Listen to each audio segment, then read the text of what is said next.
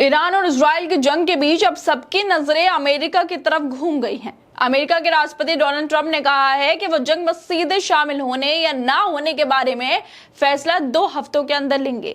White house के प्रवक्ता ने ट्रंप के हवाले से बताया कि 2 हफ्तों के अंदर ये फैसला ले लिया जाएगा, जिसके बाद सवाल उठने लगे हैं कि क्या अमेरिका ने इजराइल को अकेला छोड़ दिया है या फिर जंग में शामिल होने के खतरे को भांपते हुए ट्रंप पीछे हट गए हैं।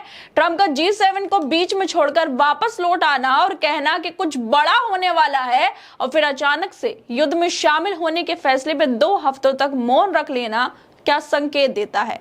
क्या अमेरिका अब इजराइल का साथ छोड़ देगा या फिर ईरान के साथ युद्ध करने से तीसरे वर्ल्ड वॉर के जन्म के अंदेशे से ट्रंप ने हफ्तों तक कुछ ना बोलने की बात कही है?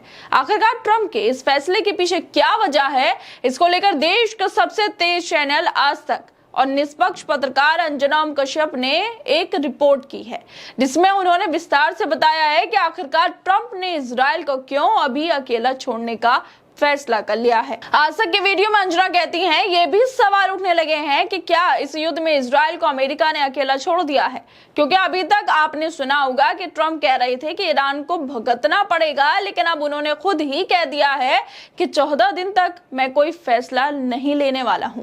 कहीं अमेरिका ने ये तो नहीं करा कि इजराइल से युद्ध शुरू करवा दिया और अब युद्ध में आ ही नहीं रहा है, क्योंकि अब ट्रंप की तरफ से नया बयान सामने आया। ट्रंप कह रहे हैं कि अगले 2 हफ्तों में इस युद्ध में शामिल होने का फैसला करेंगे, यानी 2 हफ्तों तक वो कुछ करने वाले नहीं हैं। ट्रंप की वो कौन सी मजबूरी है जिसकी वजह से वो इस युद्ध में शामिल होने से कतरा रहे हैं? इनमें से एक मजबूरी है ईरान के पास संभावित न्यूक्लियर हथियार।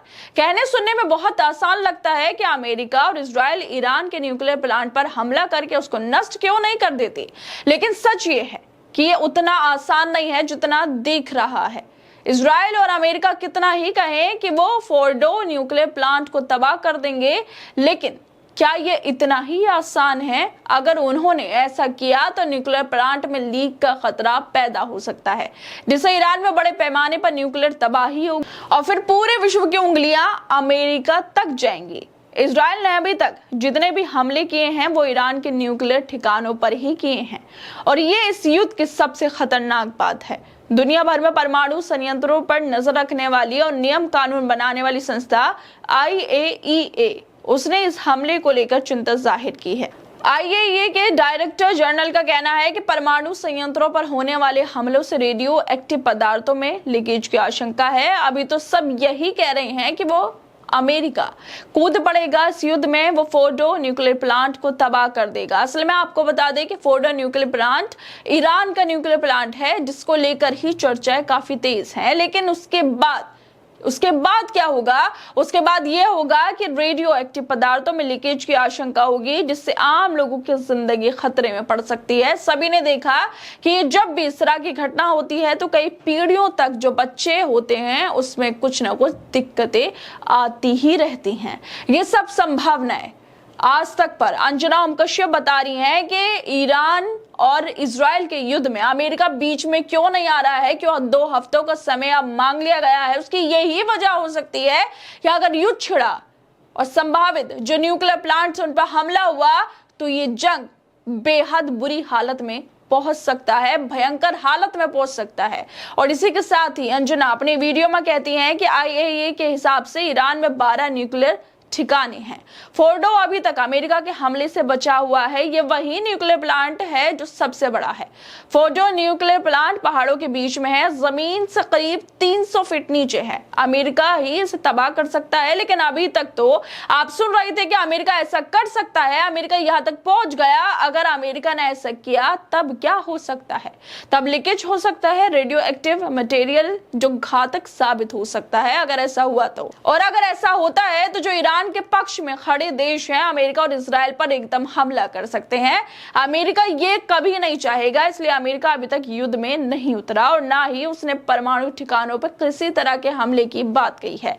लेकिन नेतन्याहू ईरान के न्यूक्लियर प्लांट को तबाह करने की बार बार बात कर रहे हैं। ये बड़ी वजह है जो सामने निकल कर आई हैं, जो अंजना ओम कश्यप बता रहे हैं कि क्यों सीधे तौर पर अमेरिका, ईरान और इजराइल की जो जंग चल रही है कितने दिनों से तनाव के माहौल में शामिल नहीं हो रहे हैं। अगर अमेरिका शामिल होता है तो सीधे तौर पर अगर ईरान पर हमला किया जाता है, न्यूक्लियर प्लांट्स पर हमला किया जाता है, उन्हें खत्म करने के लिए जो ईरान के पक्ष में जो देश खड़े हैं वो भी अमेरिका और इजराइल पर हमले कर सकते हैं और उसके बाद थर्ड वर्ल्ड वॉर का जो आशंका है, जो उसके खतरा है, वो और ज्यादा बढ़ सकता है। 8 दिन से ज्यादा से इजराइल और ईरान के बीच ये युद्ध चल रहा है। इजराइल हवाई हमले कर रहा है और ईरान मिसाइल हमले कर रहा है। पूरी दुनिया युद्ध की तस्वीरें देख रही है और ये सोच रही है कि आखिर अभी तक अमेरिका इस युद्ध में क्यों नहीं आया। तो इसकी एक वजह यही हो सकती है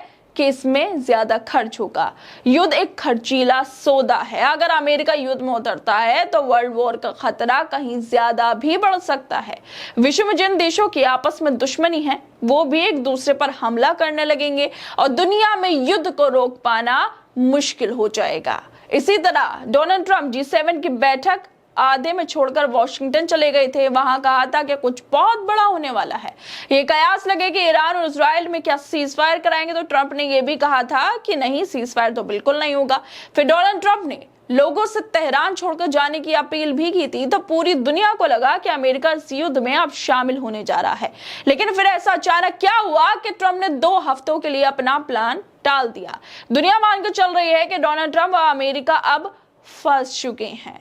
जिस तरह से बार बार हमें देखने को भी मिला कि डोनाल्ड ट्रंप ट्वीट कर रहे थे ईरान को लेकर, तेहरान से खाली करने के लिए कह रहे थे लोगों से, लेकिन अब 2 हफ्तों का समय मांग दिया गया है कि इसकी वजह यही हो सकता है, जिस तरह से अंजना ओम कश्यप बता रही हैं कि अगर पावर प्लांट जो है न्यूक्लियर, उन पर हमला हुआ तो तबाही मचेगी और उंगलियां अमेरिका पर उठेंगी। और अगर ऐसा होता है तो ईरान का साथ देने वाले देश भी इजराइल अमेरिका पर हमले कर सकते हैं। शायद इसी खतरे को भांपते हुए अभी अमेरिका ने कुछ भी बोलने से मना कर दिया है। खैर दोस्तों, आप लोगों को क्या लगता है जिस तरह से अंजना ओम कश्यप ये वीडियो लेकर आई हैं जिसमें वो बता रही हैं कि अमेरिका क्यों भी युद्ध में शामिल नहीं हो रहा है और उसके पीछे क्या खतरे हैं, इसको लेकर आप लोगों को क्या लगता है? हमें अपनी राय जरूर दें और बाकी तमाम खबरों को देखने के लिए जुड़े रहिए हमारे साथ।